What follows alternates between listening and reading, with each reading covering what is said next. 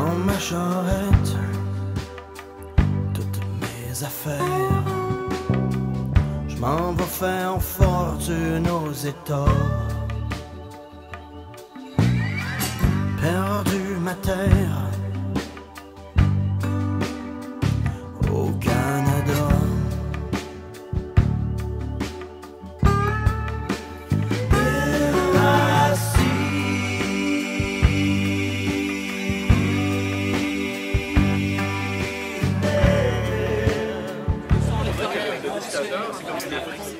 Choix de retour à 18.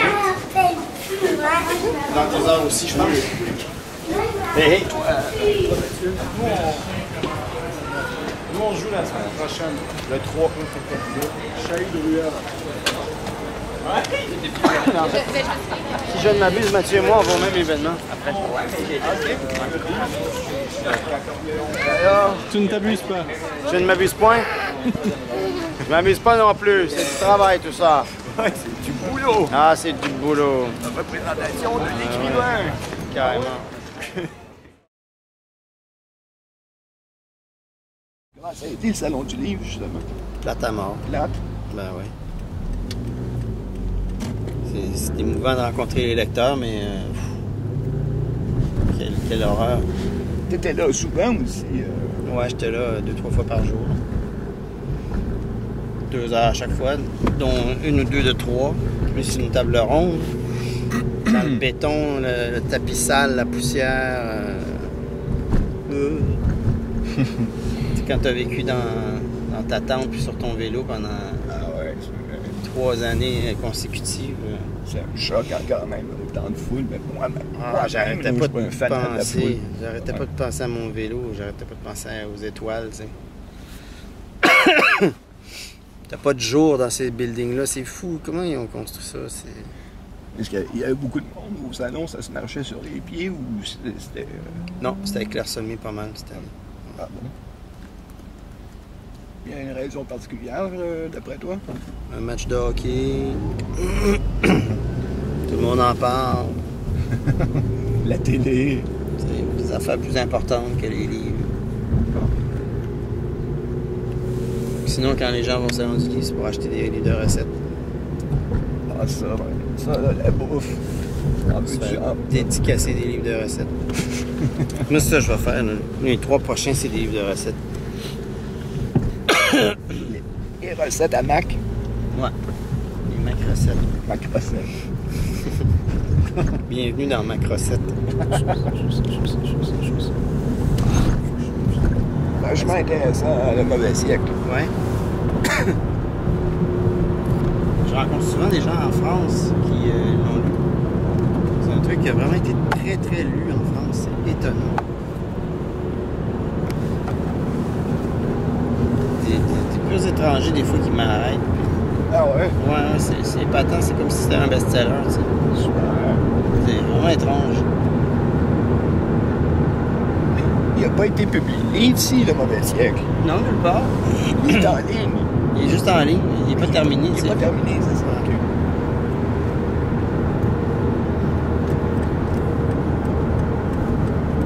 Est-ce que tu vois ça comme une œuvre qui va se terminer ou tu vois ça comme... Oui. Ouais. Ah ouais, absolument.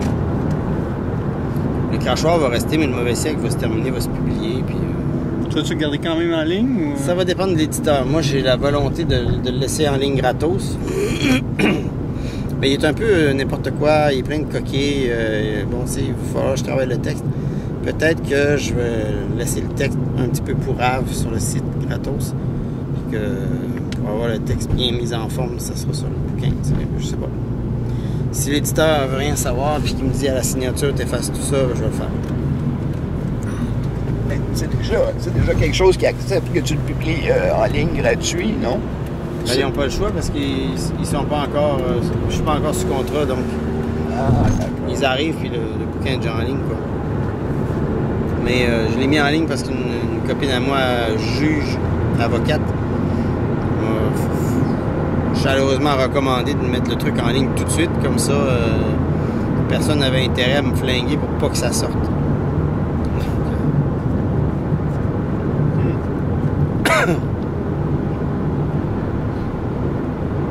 ça traîne, je trouve, là. Ce qu'il y a là, c'était... Enfin, il y a eu deux grands coups, mais bon, le principal, tout était écrit en 2007, 6 et 7. Et en 2009, j'ai fait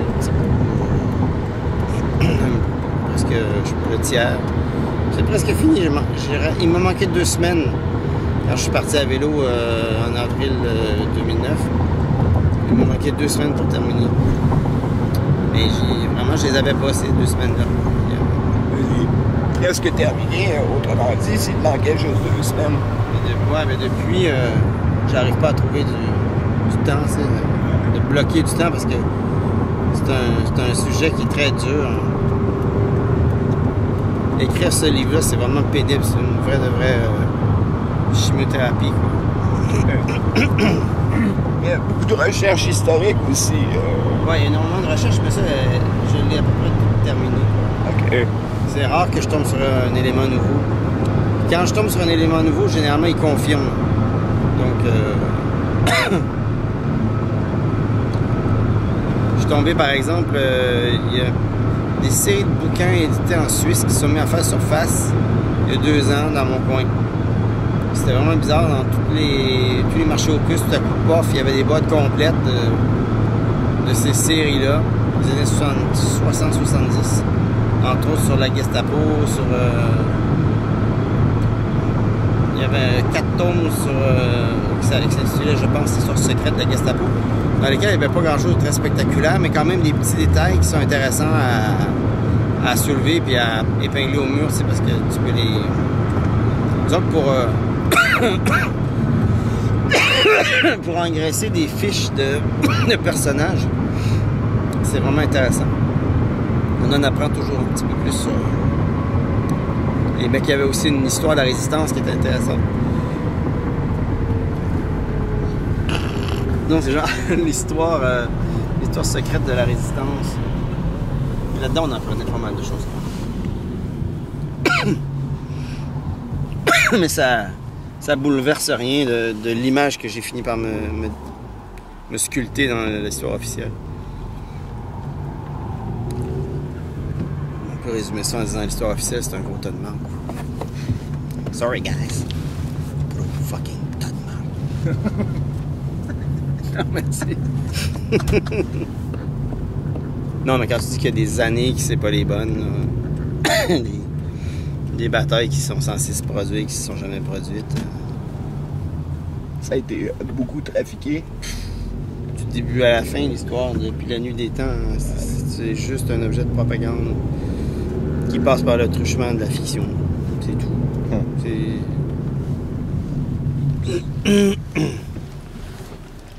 On peut arrêter de commencer à écrire... on peut arrêter d'écrire romans, essais, récits sur les couvertures des bouquins. C'est tout du roman, tu sais. Éric McCandler, salut. Salut Yvan. Content de te revoir. Merci beaucoup d'avoir accepté mon invitation. C'est avec grand plaisir. Je n'avais jamais visité ce coin-ci de la planète. Non, hein, ça fait sortir un peu de Montréal. Ouais. On est à Laval, dans le Vieux-Sol de Europe, c'est la place publique. Et c'est ton retour au Québec après presque 5 ans d'absence. Ouais, 82 mois. 4 ans et 2 mois pour faire la promotion de ton 3e roman qui s'intitule La Solde. Et tu as auparavant écrit Antarctique et Sans connaissance. Exact. Pourquoi ce titre, La Solde? La solde, j'ai dit partout 3 choses, mais j'en oublie une à chaque fois, qui est assez importante. La solde, c'est évidemment la paye des soldats, c'est également ce qui reste quand on a tout terminé, quand il reste plus rien, ce qui reste, c'est la solde. Puis, évidemment, j'en oublie un, c'est drôle. God! La solde aussi, c'est un petit clin d'œil à Rimbaud. Okay. Un des poèmes des Illuminations de Rimbaud, qui s'appelle La Solde. Ou Solde tout court. Puis, en fait, quand tu lis le poème de Rimbaud, tu t'économises plusieurs heures à lire mon livre, parce que tout est là. Donc, avis à la population, allez sur Internet, trouvez-vous Solde de Rimbaud, dépensez 5 minutes au lieu de 2 heures. Parce que ça se lit en 2 ans, à mon avis, je pense. 2-3 ans. C'est ça, je pense que ça prend 3 ans pour écrire 1 heure de lecture. Est-ce que c'est le temps que ça a pris? J'ai mis 9 ans à avoir une version présentable de la solde. Je l'ai remise à Geneviève Thibault, la directrice de la Mèche. Et elle l'a soulevé à bras-le-corps de 14 marches dans l'échelle. Et après ça, il y a Julie-Jeanne Roy qui est passée, une plus que réviseuse, qui elle aussi fait monter la chose. Plusieurs échelons, ce qui fait que maintenant, c'est vraiment le meilleur roman jamais écrit de toute l'histoire de l'humanité. J'ai beaucoup de ouais, je l'ai demandé. C'est vrai que... Au début, c'était de la merde, hein, mais c'est parce que les filles m'ont aidé. J'en pleure. Tu pleures? Il fait froid chez vous, merde! Putain, c'est quoi cette connerie? La solde raconte les aventures d'Émile Duncan. Plutôt, ouais, c'est un peu une déroute. C'est la déroute d'Émile Duncan qui... Ouais, c'est plus les mésaventures. Les aventures. Oui. C'est un type au bout du rouleau qui se retrouve dans une usine, un agenda scolaire américain qui ne fait pas ça très bien. Parce que bon, il a déjà bossé dans tout sortes de contexte de pointe. Il a poussé beaucoup de métiers, beaucoup de savoir-faire, et puis il se retrouve dans la nouvelle donne des intellos précaires, c'est-à-dire qu'il faut qu'il ferme sa gueule, surtout. C'est le principal truc qu'on lui demande. On lui demande d'être là parce que pour assurer le cahier des charges, il faut qu'il y ait un mec comme lui qui est censé réviser le texte. Et puis, on lui demande d'être là, quoi. Et après, ben, tout ce qu'il fait comme boulot est jeté aux poubelles. Ça n'a aucune importance. Tout le monde se fout de tout. En fait, tout ce qu'on nous demande, c'est d'obéir. Justement, en arrière-plan de ce roman, il y a une critique sociale très, très acidulée sur le monde du travail, à la chaîne, ce genre de l'aliénation aussi du travail, une critique sociale de l'Amérique aussi, qui est assez, qui est quand même à bout portant, boulet rouge. À bout portant rouge. Ouais. Non, c'est sûr que la solde, c'est un petit peu le massacre à la tronçonneuse du rêve américain. Je persiste ici. Non, mais c'est clair que, enfin, pour moi, là, à l'âge que j'ai, j'approche la cinquantaine. Le rêve américain, si vous travaillez fort, vous allez vous en sortir. Tout ça. Je crois que si on n'est pas fils de riche, on est dans la merde. Si on n'est pas fils de riche mais qu'on veut s'épanouir, c'est rare. Après, si on n'est pas fils de riche puis qu'on veut ramasser le caca, les flips, les d'Afrique, les chéris de l'Olympe, on est bienvenu. Qu'est-ce qui t'a frappé? Comment t'étais quand tu pendant 4 ans et 2 mois? Qu'est-ce qui t'a frappé à ton retour quand tu es arrivé au Québec, à Montréal? L'anglais. Ce qui m'a vraiment frappé quand je suis revenu, c'était tout à coup la prépondérance de l'anglais partout, dans l'affichage, dans les conversations, dans les messages, partout l'anglais dans le bus, l'anglais partout. Ça m'a vraiment étonné que je suis resté bouche bée. En 4 ans. Ouais. C'est ça qui est frappant. Je le parle, donc moi, je trouve ça tant mieux. Il y a plus d'anglais, mais il y a beaucoup de français aussi. Il y a vraiment partout quand même. Puis il y a aussi un peu de chinois, puis italien, portugais, l'espagnol, le créole. Non, mais sans déconner, c'est vraiment dur à revenir et constater que notre société est en train de disparaître. Ça fait mal. Ouais. Ça progresse, bien entendu. Ah, écoute, c'est vraiment Il y en a qui plus du anglais à Laval qu'avant. Ça remonte dans tout le Montréal. Oui. C'est en train de devenir légitime là, maintenant d'être unilingue anglais et de l'imposer. Ouais. On s'excuse plus. On s'excuse plus, on fait plus d'efforts du tout. S'attendre à ce qu'on réponde en anglais tout de suite. Ouais. Hey, vous avez perdu la guerre, alors mangez la crosse du fusil. C'est que ça. Ouais. Ça m'a vraiment mis par terre. Ouais. Et à l'inverse, qu'est-ce qui n'a pas changé? Ben, mes potes n'ont pas changé. C'est assez chouette. En fait, ils ont tous évolué. Ils se sont tous engagés dans leur direction. Ils ont poursuivi leur travail et tout ça. De ça, je suis vraiment fier. Je suis vraiment content. J'ai vu la plupart de mes amis, pas assez longtemps, mais bon, quand même assez pour voir qu'ils ils évoluent dans leur truc, ils s'épanouissent malgré la montée inexorable du fascisme ambiant. Oui, non, c'est super. Faire semblant de me demander un autographe. On peut avoir un autographe? Non! C'est une blague, c'est vrai. C'est une blague, c'est vrai. Ah, vous avez super bien fait ça, super. Si vous pouvez revenir en criant, là.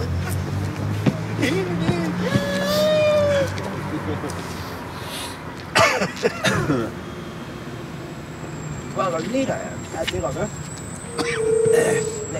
Lequel des trois as-tu trouvé le plus difficile à écrire? Aïe, aïe, aïe, ça c'est une question piège. Ben, ça serait sans connaissance parce que il s'agit d'une chose méconnue.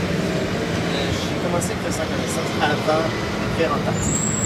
Moi, j'ai toujours plusieurs pains dans le four en même temps, à différents degrés de cuisson. Antarctique est sorti vite de mon ventre. J'ai eu une gestation de 5 ans. Alors que sans connaissance, j'ai les traîné dans mes cartons pendant, je pense, 10, 11, 12 ans. Donc, ouais, c'était sans connaissance le plus dur à écrire, ne serait-ce que parce que je me plongeais dans mon enfance et tout ça pour aller trouver du matériel. Et puis, c'était des sujets qui étaient vraiment hard, etc. La solde, c'est encore plus hard, mais l'écriture véritable s'est faite sur quelques mois à peine, en 2001. 2001-2002. Tout était cuit, ou presque. Puis après, depuis, je fais que de la glaçure, que arracher des bouts, jouer dans la structure. Mais bon, grosso modo, le tissu duquel cet habit est cousu était entièrement tissé en 2002. C'est un livre très dur, très cru, et il y a de l'humour au-dessus. Il y a un humour de distance, là, de distanciation, Ouais. face à l'heure des mines par lui-même, que par moment c'est hilarant, Eh bien, ça me fait chier que tu dises ça parce que j'ai écrit un livre très sérieux. Je refuse que les gens rient.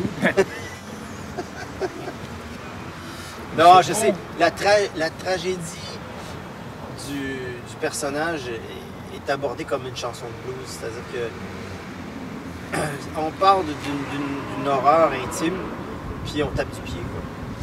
Donc, je l'ai fait dans le rythme, puis je l'ai fait aussi pour que ça soit drôle, puis bon, je tire le tapis à l'endroit où il faut pour qu'on sorte de ça quand même en rigolant, quoi. Ouais. Moi, j'avais besoin d'aller très très profondément dans la psychologie de ce personnage, mais je n'avais pas envie non plus d'emmener le lecteur au fond des bois pour lui tirer une balle dans la tête. Donc, j'emmène le lecteur au fond des bois.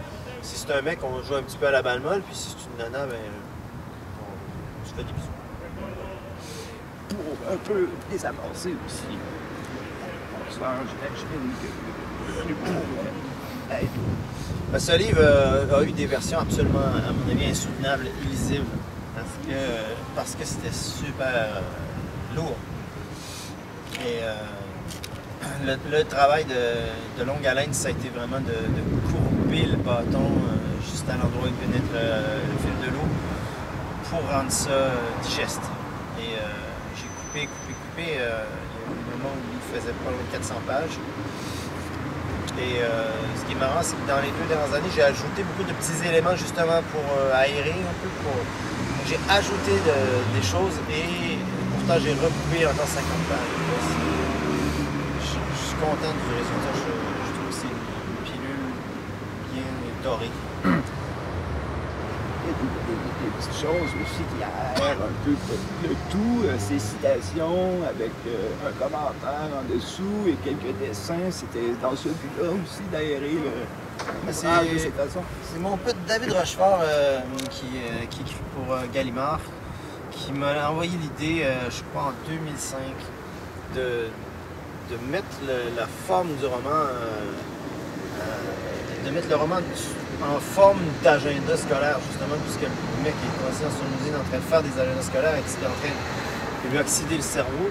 Éventuellement, même sa vie devient régie comme une sorte d'agenda. Et donc, chaque fois qu'il fait un truc, c'est une nouvelle journée. Et parfois, il y a juste 6 journées dans un mois. Puis, donc, toute cette structure-là, en fait, c'est agglutiné autour du contenu et pas l'inverse. Et dans ta question, il y a aussi un petit clin d'œil à Brecht. Et je t'en remercie. Parce que j'ai essayé de faire dans ce livre ce que Brecht fait dans ses pièces, c'est-à-dire qu'un personnage qui est sur un autre niveau, qui ramène constamment le public à la réalité ponctuelle d'être assis dans un théâtre et de regarder le show. Et donc, il force l'esprit critique. C'est une façon, c'est un mécanisme qui permet de révéler la pensée du lecteur, sa pensée critique par rapport à ce qu'il est en train de faire, son activité de lire le livre même. Mais je ne l'ai pas fait de façon lourde, c'est-à-dire que, par exemple, à la page 50, un encouragement au lecteur, parce que bon, la condescendance de la société actuelle fait partie des thèmes du livre. Et donc, à la page 50, sous la page, tu as un petit encouragement, bravo, tu as lu 50 pages. Tu as la même chose à la page 50, à la page 200, etc. Donc, à chaque fois, tu fais un gros morceau de 50 pages, bravo. Là, tu as aussi... un petit oiseau dans ton cahier. Une petite étoile dorée dans ton cahier, une petite tape dans le dos. Et de la même manière, c'est pas nécessairement dans les passages les plus tragiques, mais bizarrement souvent, tu as un petit truc à colorier pour te détendre. Tu as un personnage.